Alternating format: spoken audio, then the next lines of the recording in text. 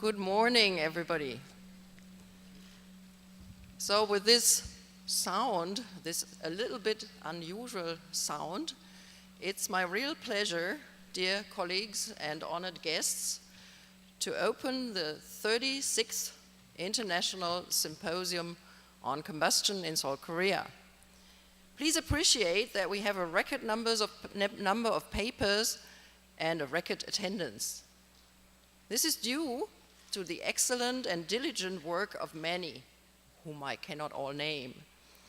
We are extremely grateful to the local organizers, and I especially thank Professor Joon-Sik Chung and Professor Hyung-min Chung and Professor Hwan-Eik Cho, who have tirelessly, with their many colleagues and helpers, worked towards this conference.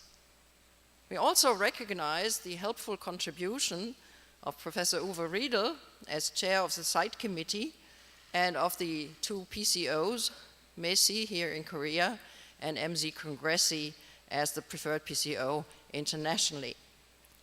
We thank the many sponsors of this conference during the meeting. The scientific organization of this Congress has been excellently directed by Professors Assad Masri and Peter Glaborg, and they have been assisted by numerous colloquium chairs and co-chairs, and there are so many I can't name them all here. You will find their names on the rolling presentations in the breaks in the theaters. Many papers that will be presented here have already been published or are in the transition to being published, and I thank the editors of the proceedings, Dr. Alison Tomlin and Volker Zick, as well as their associate editors for their excellent work. I think that for all these worthy individuals, a round of applause is in order, and please join me in this.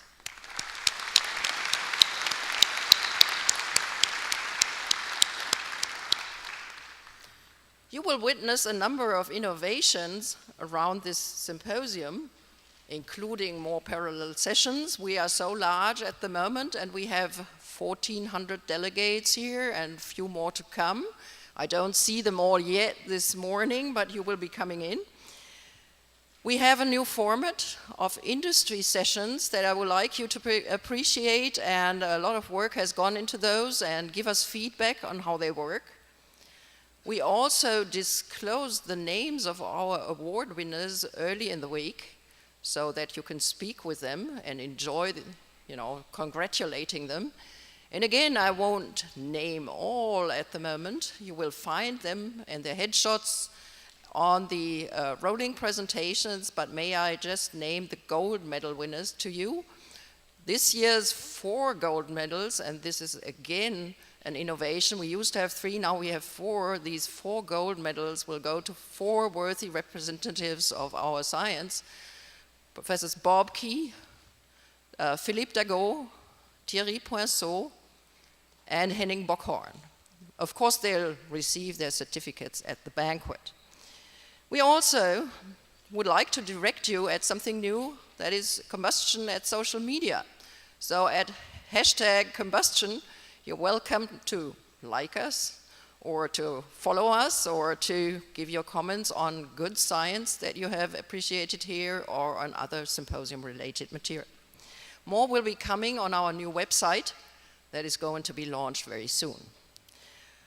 I have no time to explain many things that have happened, so to those who have more interest in Combustion Institute matters, come to the members meeting today. And I have the pleasure now to introduce some special guests, and we'll have some very short program items. It is now my very great pleasure to introduce the Deputy Prime Minister of the Republic of Korea, Dr. Joon-Sik Lee. He will greet us with a few words, and may I say that he is also a little bit related to our science, because he did work in heat transfer. So please, Dr. Lee.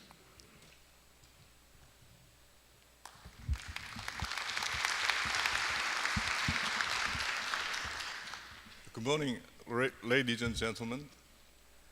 Honorable Professor Katharina Kohse-Hoeinghaus, President of the Combustion Institute, and colleagues of the combustion community.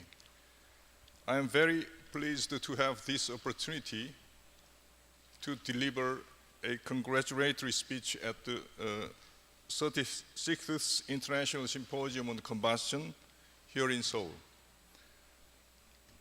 In the ancient times, it was thought that life was based on 4 elements: earth, water, air, and fire, where the 4th element, fire, has been solely possessed by humans, with which we have accomplished amazing social, technical, and cultural development, as well as human welfare. In this sense, combustion science should be regarded as the core of the modern human life. Now, in a world where discovering stable energy sources for the future is one of the greatest challenges we face as a society, it is very timely to rethink about the role of combustion today. We may not realize it in everyday life, but today, transportation and power generation rely to a large extent on the combustion of fossil and alternative fuels, with more than 2/3 of the energy supplied for this purpose worldwide. Also, important manufacturing processes like steel and glass making use combustion energy. The development of engines for cars, trucks, ships, and aircrafts, and the design of microcombustors and large-scale electrical power plants have their roots in combustion science. Combustion is also an important factor in fire safety. Again, fundamental considerations and the scientific advances in experimental and computational sciences permit deeper understanding needed for safety rules and procedures and the planning and the construction of buildings and cities. I believe that all these issues will be presented and discussed at this symposium, as it is a major event of the Combustion Institute, promoting activities within 34 sections and encouraging collaboration among these sections, including the Korean section. The success of the biennial symposia is at the heart of the special character of the Institute. These gatherings have been able to strike a balance between the presentation of high-quality research and the social settings that encourage personal interactions. In particular, the 36th Symposium being held here in Korea is serving the sole purpose of providing a venue for all stakeholders in the combustion industry and academics to closely interact with each other and to promote the R&D support provided by a Korean government. Korea is top ranked in terms of the percentage of GDP spent on R&D, while the R&D budget ranks in the 6th, following the US, Japan, Germany, France, and the UK.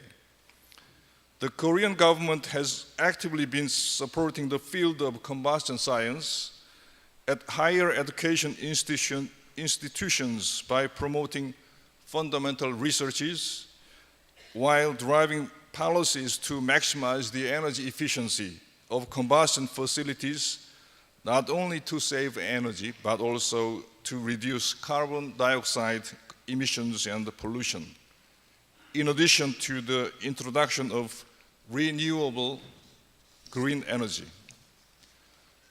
I would like to extend my heartfelt gratitude and appreciation to all of you for allowing me to be part of this prestigious biennial symposium.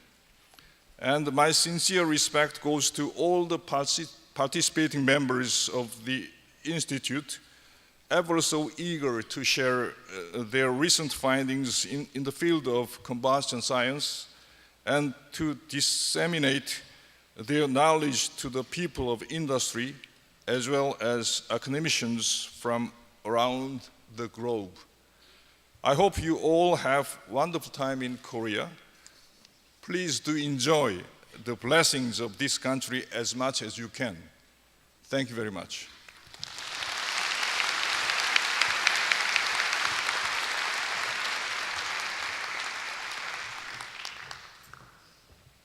We are very grateful to the Deputy Prime Minister of the Republic to greet us with these warm words. And we have another important speaker whom I have the pleasure to announce, because the President and CEO of the Korea Power Generation companies, Professor Cho, Dr. Cho, is giving us the pleasure to greet us with a few words. And so may I ask you to the podium.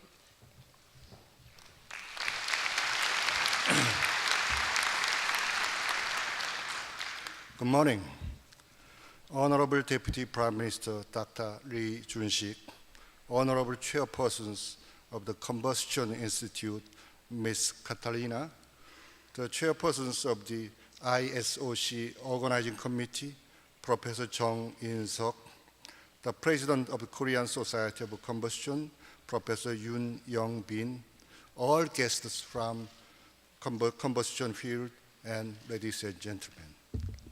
It is a great honor and privilege for me to be given this opportunity to deliver a congratulatory address at the 36th International Symposium on Combustion, the first combustion event convened in Korea. Hosted under the theme of clean combustion, the symposium today holds a great importance for the international community, especially at a time where global efforts to reduce air pollutants and greenhouse gases are greatly emphasized after the Paris Agreement last year. I am honored to take part at this important event where we share and recognize meaningful outcomes with highly respected field experts and mark the beginning of a new pathway to the future. For the last 118 years, Korea Electric Power Corporation has driven the nation's power supply and also nation's remarkable economic growth. Further, it has received the global recognition as a top utility company this year in the Forbes Global Electric Power Utility Rankings, bring the world's attention to Korea. In this regard, the responsibility and role for KEPCO to lead the CO2 reductions through improving heat efficiencies of power generations is greater than any other time. In order to reduce the CO2 emitted during the electric power generation process, which accounts for more than 40% of the total national greenhouse gas emissions, KEPCO continues to expand the investment for clean combustion. KEPCO is now investing more than $7 billion in this area this year. After the Paris Agreement, heads of nations have set out emission reduction targets, and Korea as well has joined the global initiative and proposed 37 reductions compared to BAU, business as usual, levels by 2030. In line with the global and the national efforts, KEPCO will play a leading role in accomplishing national emission reduction target. Also, I believe the Korean Society of Combustion will act as the key driver for making groundbreaking progress in the combustion sector. To achieve the reduction target, Korea needs focuses on three paths. The first will be diversification of the energy mix in favor of renewable energy sources. Secondly, we need to increase energy efficiencies by using smart grid, microgrid, and ESS technologies. And finally, most important, we should also achieve the technology innovation and investment in carbon reduction through CCS, IGCC, and ultra supercritical technologies as such. By focusing our capacity and effort on these three segments, KEPCO will open up a vast market in new energy industry and make important contribution to substantial job creation. I truly hope that this gathering of the world's top field experts will create a burst of momentum for important changes in energy industry, produce technological milestones for climate change, and contribute to world economic development and job creation. In closing, I'd once again like to say congratulations on the opening of the International Symposium on Combustion and wish all of you here from home and abroad development and prosperity. Thank you for your attention. Thank you, Dr. Cho, for your very kind words, and I think the importance of what you said is dear to us all. I now have a special surprise, and I wish you to appreciate a little bit of the connection between combustion, our science, and Korean artwork. And In-suk, can I ask you to demonstrate again?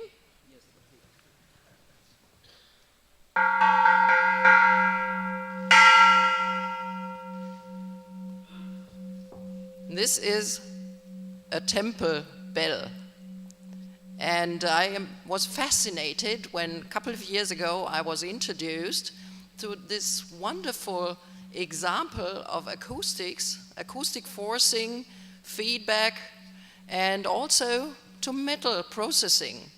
And I think to all of those who wish to bring flavors of our science also to the outside, not only to Combustion Institute members, it is important to see such connections.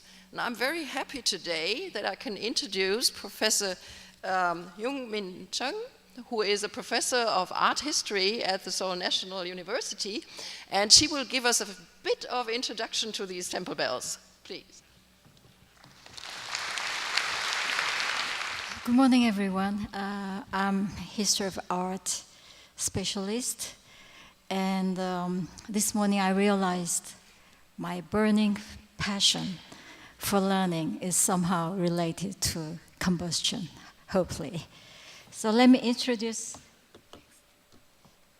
just a glimpse into the Korean culture with the sound of Korean bell.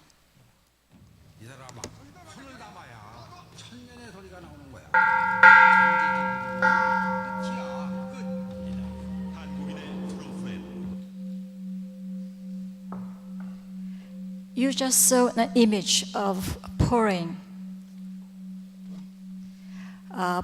hot, about 1100 centigrade molten metal into the bronze mold. And what the man just said was, you have to also pour in your soul and breath. There's no shortcut. So this is probably the ethics of Korean workers or Korean craftsmen. So in Asia, there are two types of bells. One is chime bell, the musical bell, which is basically in the shape of flat, kind of trapezoid type of mouth. The second is the Buddhist bell, which is round. This is an example of a flat type, a two-tone flat type bell, chime bell, and it's a set of about more than 20 bells made in 6th century BC in China.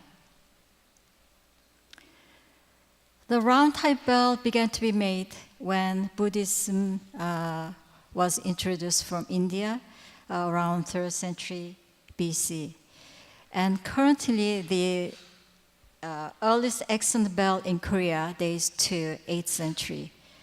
And the one I'm showing is made in 771. It's called the Great King Seongdeok Divine Bell.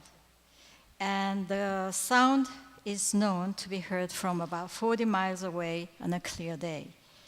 And in literature, the sound of round bell is written as the tone is long and winding.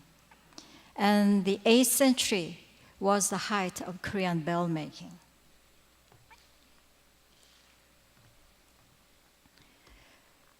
The one, if you go down to the Gyeongju, you will see the bell. It's the largest accent Korean bell, and King Seongdeok Divine Bell. Its diameter is about more than 2 meters, and the height, total height is about more than 3 meters. And the total weight is 18.9 tons. But this bell is popularly known as Emile bell. And Emile in ancient Silla term is mommy, meaning that the bell makes the crying sound of a child who was thrown to the furnace alive to make a better sound. But this is a popular tale, and it could have been the modern invention, because a story of this Emile bell was published in the 1920s in a newspaper. But let's find out what was the real intention of this bell making, because there are 1,037 characters inscribed on the surface, the lower part of the bell. So in the center, there are 1,037 characters. On both sides, there are 2 Buddhist angels in the kneeling offering positions, facing each other towards the inscription. And this more than 1,000 characters, there are 2 contents. The first, it's talking about the truth of Buddha. The second, it's about the great deeds of the King Seongdeok. And it talks about the sound of the bell is like the moaning of dragon. They will reach up to the heaven and down to the lowest part of the earth. Then these inscriptions and the beautifully carved angels, and also there are further decorative patterns, like 4 square shoulder panels, each with 9 nipples, and especially the lotus flower decorated upper and lower bands. And all these decorative patterns create sort of asymmetry, otherwise in an axisymmetrical shell structure. And these irregularities of the structure enter the vibration, and they would affect the vibrational pattern, long-lasting pattern. You just heard the sound of the bell that lasts about 30 seconds, and repetition of high and low frequencies.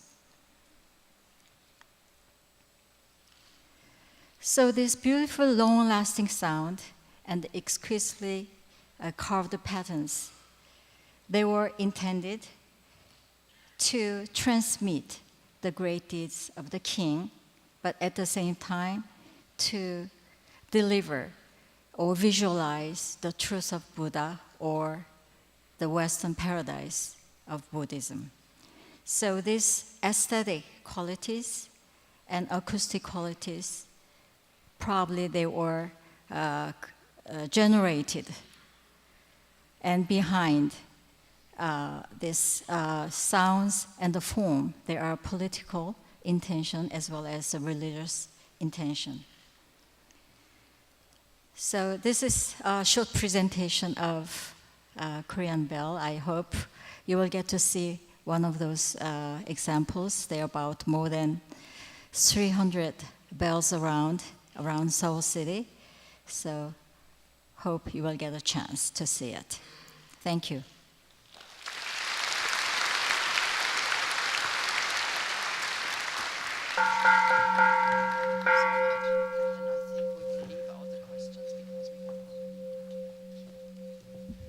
So if you can appreciate the ringing of these bells and have a little moment of time, there's actually a temple directly at the north face of this convention center, the Bongjusa temple, where they have a bigger specimen like this.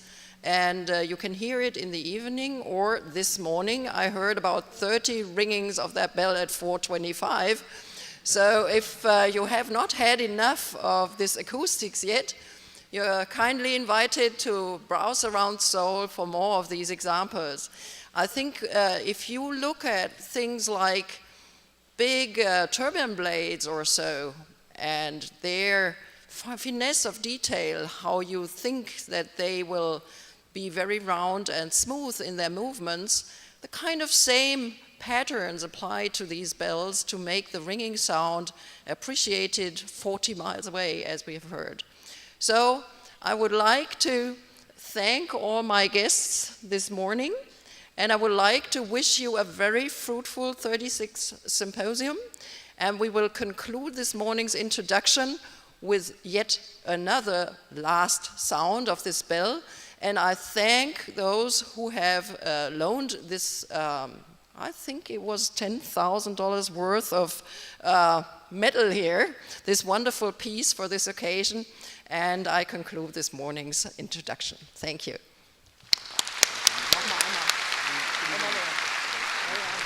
don't have to make another name, and we just